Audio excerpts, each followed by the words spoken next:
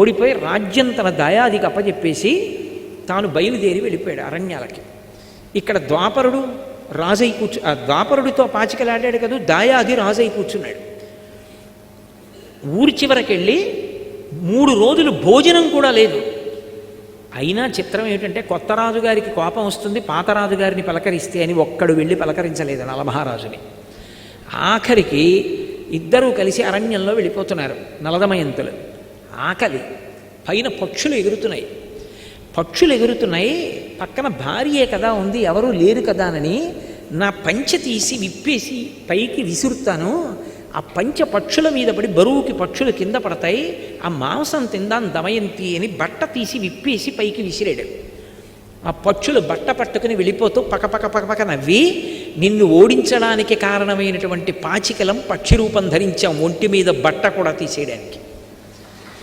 నేను ద్వాపరుణ్ణి, మహారాజా బట్ట కూడా లేదు తిరిగన్నాయి.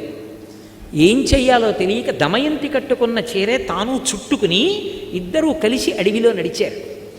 పడుకున్నాడు ఒక చోట, ఒక శిథిల ప్రాంగణం దొరికితే పడుకున్నాడు.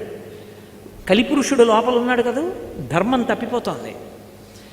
ఏం ఆలోచించాడంటే, ఇంత గొప్ప భార్య, ఈమె కష్టపడుతోంది నా వల్ల, ఈమెని వదిలిపెట్టేయాలనుకున్నాడు.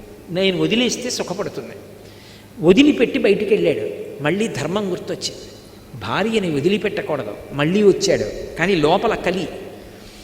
ఆ కలి ప్రభావానికి ఏం చేశాడంటే చెయ్యకూడని పని చేసేసాడు.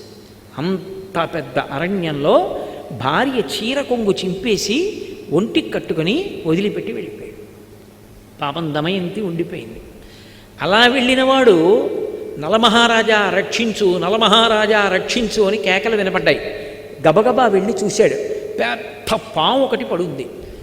అవతల నుంచి అరణ్యం అంతా కాలిపోయి మంటలు వచ్చేస్తుంటే పాము అంది, మంటల్లో తప్పించుకోలేను, నువ్వే నన్ను ఎలాగోలా తీసుకెళ్ళి ఏదైనా నది ఒడ్డున పడయి, ఒళ్ళు కాలిపోతోంది మహారాజా, నేను కర్కోటకుణ్ణి, మహాసర్పాన్ని, మునిశాపానికి ఇలా పడిపోయాను, ఇప్పుడు కదలలేనంది. చిన్న పాము అయిపోయింది. దాన్ని ఎత్తి పట్టుకుని నది ఒడ్డుకెళ్ళి దింపబోతున్నాడు. 10 అడుగులు ఈ మహారాజా అంది. 10వ అడుగు వేశాడు, ఠక్కున కరిచింది. అది కర్కోటక విషం. ఆ విషం వల్ల వెంటనే కాళ్ళు చేతులు కురసైపోయి పొట్టివాడైపోయి భయంకరమైన ఆకారాన్ని పొందేశాడు. కర్కోటకుడి వంక తిరిగి అన్నాడు, ఉపకారం చేసిన వాడికి నువ్వు చేసే ఉపకారం ఇదా అన్నాడు. మహారాజా, నేను అపకారం చేయలేదు, నలుడిగా ఎలా తిరుగుతావు ఇంత కష్టంతో, నిన్నిప్పుడెవ్వరూ గుర్తుపట్టరు. ఋతుపర్ణుడి యొక్క రాజ్యానికి వెళ్ళి నీకు అశ్వహృదయం తెలుసు కాబట్టి గుర్రాలు పెంచి పోషించు, వెళ్ళిపోమన్నాడు.